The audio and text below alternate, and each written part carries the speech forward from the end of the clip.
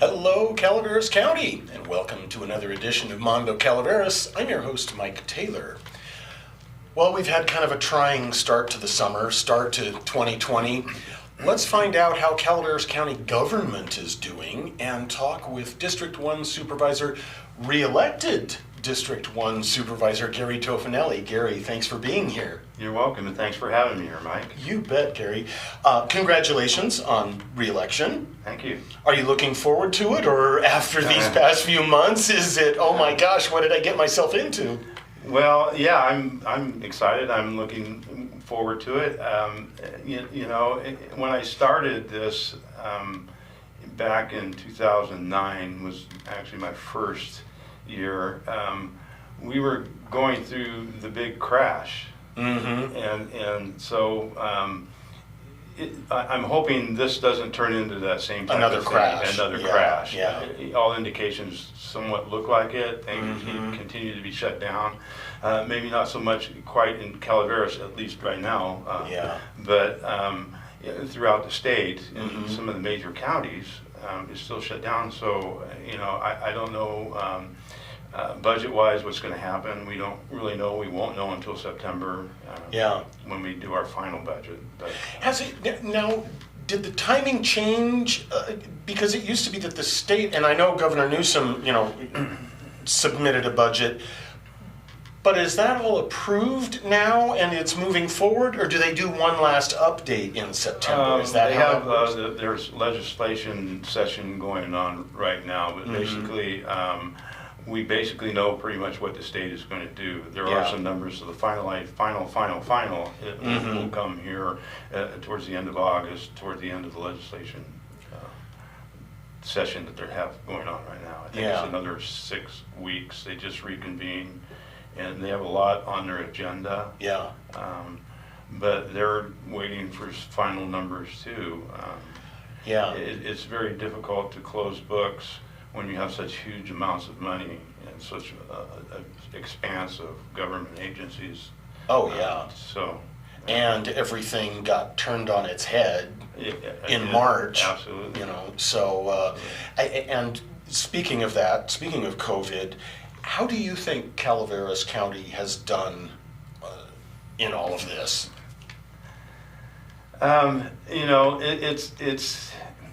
We did very well. I think I'm going to thank all the constituents in Calaveras County, not just only District 1, but throughout the county, for their part when things did close down in March, and pretty much everybody stuck to what they were supposed to do. Since it's opened up here in the last month, we've had a great influx of cases. As of Tuesday, the report from Dr. Kaleda to the board on Tuesday, there was 108, but I understand there's been a couple more since then, so I think right now we're at 110. Forgive me for not knowing, and you just heard the report from Dr. Kaleda, the county health officer, by the way. Are those cases that are people who traveled out of the county and came back home and had it, or are those cases that we think we caught it up here? Do we know? It's a mix. According to Dr. Kaleda, it's about a 33% from other counties, people coming from other counties in here. 33% of people working outside the county, and 33% of people within the same household. One member gets it, don't know they have it. There's a 14-day incubation period, and it's passed on there. So it's kind of a mixed thing. It's very difficult to really get a handle on exactly where and how, because there is a 14-day incubation period. That's an awful long time. And then you start thinking back. Unless you specifically know that somebody has it now and you were around them that you could get it. Otherwise, it's very difficult to think back. Was I in Walmart or Costco or was I, in one supermarket here in town or somewhere else and somebody had it and I didn't know? It's very difficult to trace. It really is, unless you got it from another family member that had it. Tested positive. So, How is the county doing financially? I guess since we're in the middle of the throes of budget time. I know that in the preliminary budget earlier this year, we were kind of on a keep the even keel, and then COVID hit, and I understand that now the budget, the department heads were asked to cut back about 5%. 5%. Okay. Yeah, there was 5% reduction in all departments. Okay. It's very difficult to gauge. Again, we won't know accurately, at least until we get to the end of August and we have final budget. We'll have more definite numbers at that time. Yeah. TOT tax obviously is going to be down. Going to be down. Sure. The sales tax is going to be down.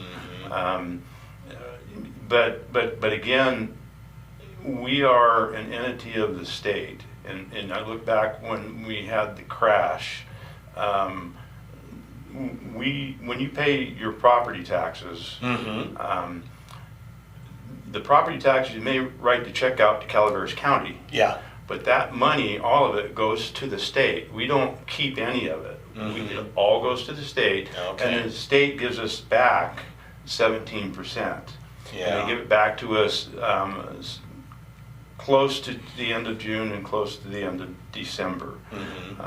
When we go back to the crash, at certain times we weren't even getting our whole 17% back. The state was using it to fund their to budget. backfill. Yes. Yeah. And it's very similar to them with the $53 billion budget deficit that they're facing now. Yeah. That's very similar to the crash. So I'm worried that the possibility exists we may face that same type of situation. Yeah. And then we have to deal with it going forward. And the governor has said that he was going to withdraw or withhold money. He was talking about schools and other things. But that doesn't necessarily mean that he won't withhold from the counties because of care money that is coming from the federal government and being distributed to counties. We're in line to get about $4.5 million. He may look at it like you got $4.5 million from the government. So now you don't need 4.5 million of your 17%. Yeah. So you don't know what's going to happen because they've got to fill that gap. And you know they did have a big reservoir, but I don't know exactly at this time because they haven't came out with final numbers on everything where that's at or what's going on with that. But it is similar to the situations that we had back in 2009, 10. Are you personally seeing a lot of, oh, that's how they did it 10 or so years ago? Are you seeing a lot of that? Not at this time. Okay. Not at this time. But then again, at that time, there was no care money being given out by the federal government because everybody was. So I don't know. That's a big. I think it's going to play a big part of it, depending on whether they can fill that gap or not, and what their reduction is in their staffs or their departments to fill in that big gap of $53 billion that they're facing. Yeah. And that was a guesstimate. Since he's closed counties again and cut back on businesses, there could be even a bigger deficit coming forward. So definitely. What do you see personally as maybe the top 3 things that we should be worried about in the county as we move into this next fiscal year? Number one thing is, to me, is the health of our businesses in the county. There's a lot going on. The focus is on not making the governor's watch list for the COVID-19 virus. If you make that list, then he's going to close down businesses even further back to when we were on shutdown. Yeah. That's a huge issue in my point of view. To the health of the county and not only government portion of it, that aside, the health of the people here that own businesses and the people that are employed by those businesses. Definitely. They've already took a big hit for 3 months. They opened back up. They're trying to survive. It's very difficult for anybody to lose 3 months worth of salary. Yeah. Basically, if you had any savings, you've used They're them. gone. They're gone, you know, and so now you're trying to struggle and get through this, and then strings come up.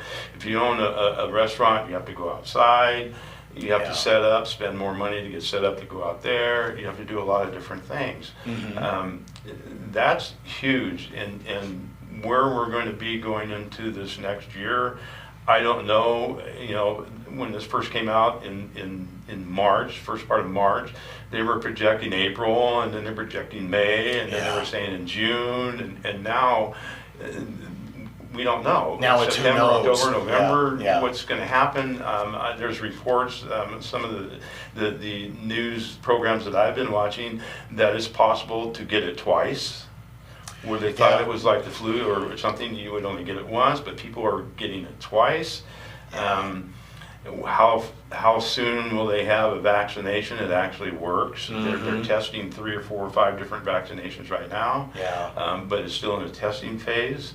This is all huge as far as the health of the constituents of Calaveras County and the county government itself going forward. So that's probably the hugest thing. The second thing to watch, again, as we just finished talking about, is the budget. And what's going to happen with that, and will we be able to get back to a somewhat normal flow of things, even at government center, somewhat of a normal flow right now or not. We still have places locked down, people working from home. It's huge, and I don't know what compares to that. If you're talking about 3 different things, I think we all, it sounds like we're watching the bottom line and hoping it doesn't keep sinking. Yes, that's correct. It just and we're looking for anything positive. Yeah, and like you say, there are so many I don't knows. And I think what's frustrating for, and I'm not going to speak for you, but for individuals is they don't know. They're doing all this study and working so hard. When are they going to find something out? You know, and none of us knows that. So we just keep kind of moving along on a wing and a prayer. That's what we do, you know. And it seems like daily things change. Things are moving so quickly and fast. But you know, it is very important. You hear a lot of things out there, and I talk to a lot of people. A lot of people talk to me, phone calls, emails, texts, and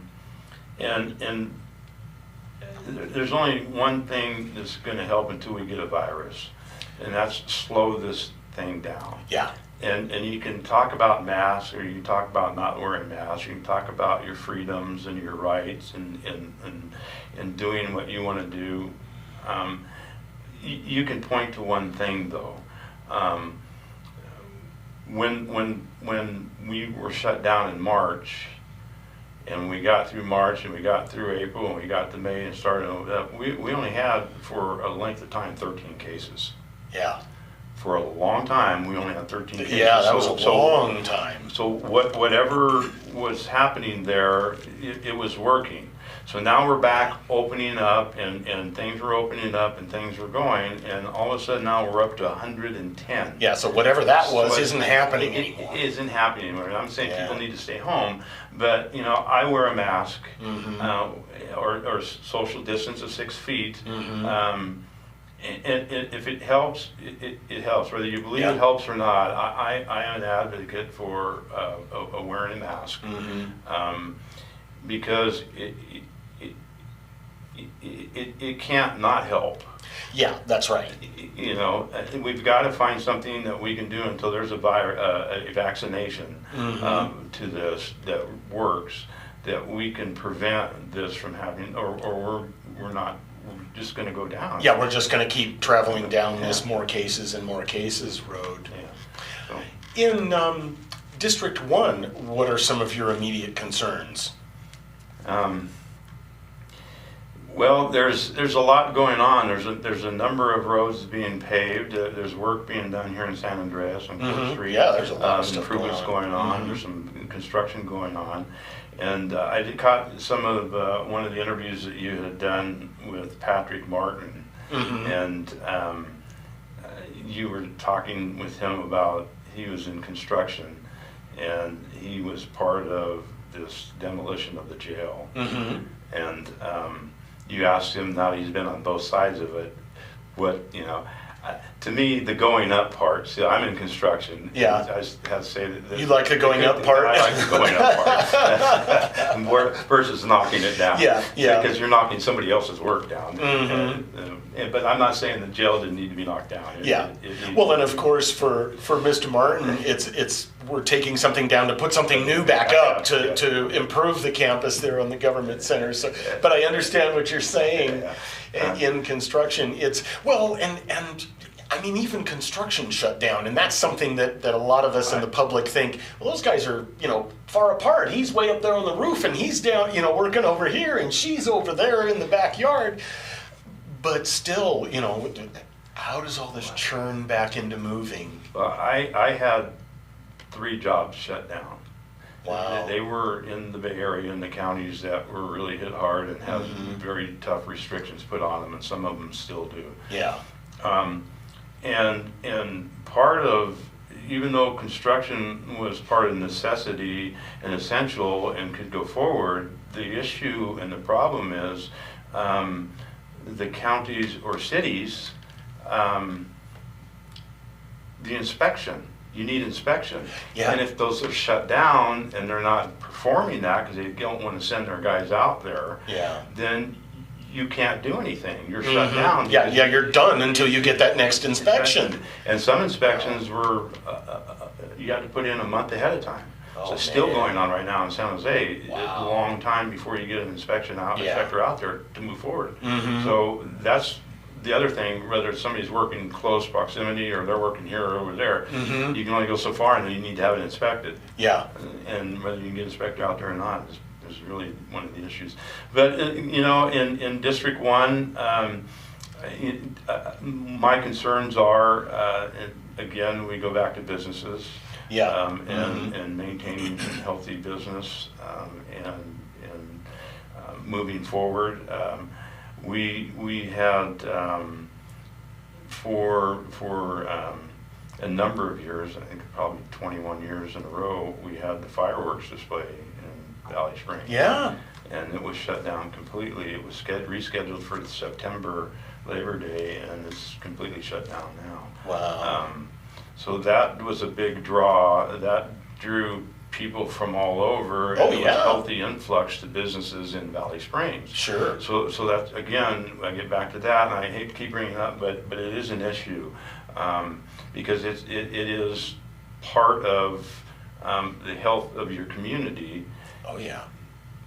And so in San Andreas, there's a number of things that a couple businesses that couldn't survive because of the shutdown, and it's really a concern of mine, although I see a couple of them that are going to be restarting up, which is a good thing. Yeah.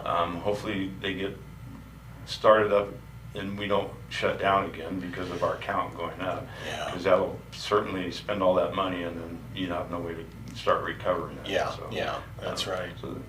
But again, positive things, again, I want to talk about the roads that are being repaved and the construction work that's being done in District 1. It's showing Caltrans, and I want to say that as a member of COG, on the COG board, that we have a commitment from Caltrans to take care of St. Charles Street here for a long time. you see everything paved around here, but they just don't pave St. Charles. Yeah, they piecemeal it, and they pave over with patches, and I thought the last time they did that, they were going to come through afterward and resurface the whole thing, and they didn't. No, they didn't, because they can't just pave over it because the crown on it's too high. Oh, okay. Yeah. So what they have to do is completely take it out and then repave it. Mm-hmm. But it's on their, what they call a shop project, and it looks like either next year or 2022 that they are scheduled to come in, and we will see it taken care of. And during that time, we also have a program that will be able to put all of the overhead PG&E and cables underground when that construction is taking place, and the sidewalks are redone. And I think there's a roundabout scheduled up by the old airport. Oh, okay. And down by Pool Station. All of that will be underground. The new lighting will be going up. What else is happening? We're on schedule here. Sometime coming up, I think in September, you'll see Mountain Ranch Road right here from the highway up to Calaveras Road. All of that will be redone as part of the construction that was supposed to take place when we opened the jail and the courts. Okay. New lightings will be going up in there to match the posts that are going up on Jeff Tuttle Drive to the court. Everything will match going all the way out to the highway. Yeah. Caltrans has some improvements in store for the 49 and Mountain Ranch Road intersection when they do the repaving of St. Charles coming through there. So there's a lot of things that we're really close to now that you're going to start seeing happening here in San Andreas. Okay. We just finished the Pope Street Community Plan. It's coming before the board, and that's a project that will that Caltrans funded. That will be able to go forward for funding to make those improvements on that street to improve traffic flow for the school when it gets opened back up. Yeah. And make Pope Street resurfaced, and because there's been a lot of work done on it. Here in the last year or two. Yeah, so it's had several trenches dug through it. It needs some help, but it's on schedule. We should, in the next couple of years, see that moving forward. Cool. So, yeah, there's a lot going on in District 1. You know, and I just remembered kind of the other gigantic issue in the county that I'm sure COVID has, I don't want to say stopped, but has slowed down, and that's the the general plan. How are we kind of doing with that? Oh, well, we adopted the general plan. We did? Yes, Okay. I missed adopted it. Wow. Yes, Okay. That's done. Okay. The only thing that needs to be done with the general plan that kind of works with the general plan is Title 17, which has to do with land uses and zones. Okay. And that needs to be updated. To meet what to be consistent with the general plan and what the zones are that was adopted in the general plan. They haven't been updated since way back, I believe in the 70s. Yeah. Was the last time. So there's a lot that's happened. They really need to be taken, and that you'll start seeing coming forward. Okay. Probably sometime next year. But is that an individual property owner kind of thing, or is that a town hall meeting? Here's what we're looking at for the zoning in the community. Yeah, there'll be town hall meetings. I'm sure people will have town hall meetings and have people's input on what they feel should be in each zone. And you know, the legalities of it. Title 17 in a lot of the zones. It's not really defined. It's kind of open. Like some of them have, even here in San Andreas, common farming practices. What is common farming practice? Yeah, You're not going to have 17 goats here because I don't know anything about raising hogs. Yeah, on a half acre or a quarter acre or on my lot because that's what I want to do. So there's things like that in there that need to be addressed. I see.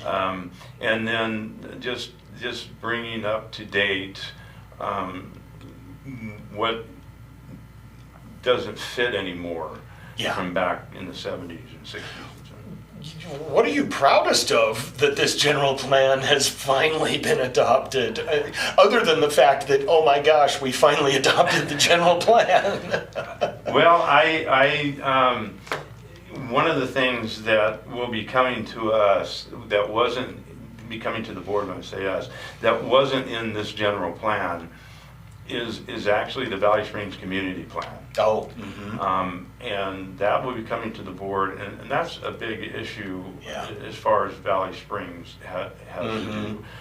It's been a long time coming. There's been a lot of things going on. When I was on the board prior in 2010, we were talking about adopting a Valley Springs Community Plan. It never quite got adopted. So that's huge for me. That is a big accomplishment. Is the wind coming back into those sails and the community's getting behind it again? Not quite as much as there was before. Okay. It was on the website. It was notified in the newspaper, the local newspaper, several times.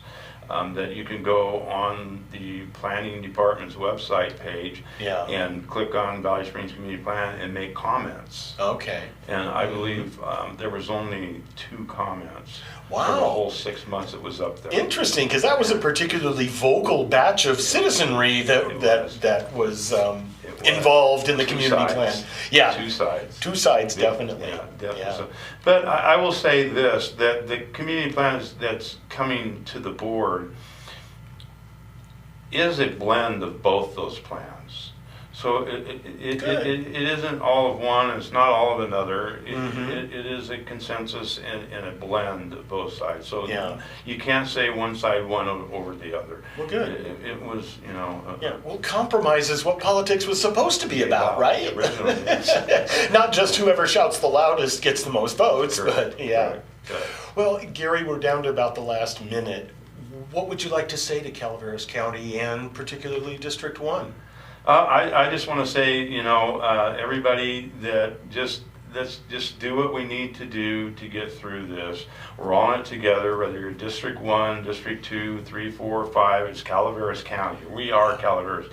And you see signs that say Calaveras Strong. Yeah. And I really believe in that. I always have.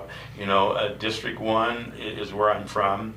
I would like to say that if everybody could just do what needs to be done and put politics aside and think about getting through this and what needs to be done to get through is like any other thing in life. Sometimes you need to buckle down and just need to do what needs to be done to get through it.